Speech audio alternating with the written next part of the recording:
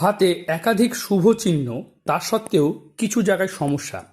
দেখতে পাচ্ছেন এখানে একটা ফিশ চিহ্ন, এটা অত্যন্ত শুভ চিহ্ন। হাতে দেখতে পাচ্ছেন এখানে স্পিরিচুয়াল জগতের চিহ্ন, ঈশ্বর প্রদত্ত রেখা, সেটাও আছে। হাতে মানি ট্রায়াঙ্গেল, এগুলো মানে জাতককে কোটিপতি করে তুলবে। দেখতে পাচ্ছেন এখানেও কিন্তু মানি ট্রায়াঙ্গেল। এবং আমরা যদি দেখি হাতে রবি রেখাও ভালো, বুধ পর্বতে একাধিক শুভ রেখা আছে। তার সত্ত্বেও জীবন ঠিকঠাক চলছে না, কারণ জীবন রেখাই ঠিক নেই। ভালো করে লক্ষ্য করে দেখবেন, হাতে আয়ুরেখা এইভাবে আঁকা বাঁকা পথে চলে গেছে, মানে জীবনে একটা অস্থির পরিস্থিতি থাকবে।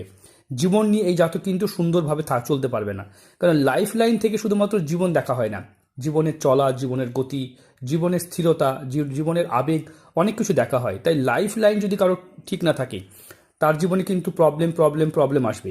আর শনিদেব যদি যদি খারাপ হয়, মানে শনির ক্ষেত্রে গর্ত বা এই কালো হয়ে গেছে দেখতে পাচ্ছেন, সেই ক্ষেত্রে কর্মজীবনে প্রচুর ত্রুটি এবং বাধা আসবে। হাতে একাধিক শুভ চিহ্ন থাকলে অবশ্যই এটা ভালো দিক, কিন্তু হাতে যদি কিছু খারাপ দিক থাকে তার প্রতিকার করতে হয়। প্রত্যেকটা হাত আলাদা, প্রত্যেকটা হাতের প্রতিকার আলাদা। তাই যারা নিজের হাত বিচার করাতে চাইছেন, স্ক্রিনে যে নাম্বার দেখতে পাচ্ছেন এই নাম্বারে যোগাযোগ করবেন।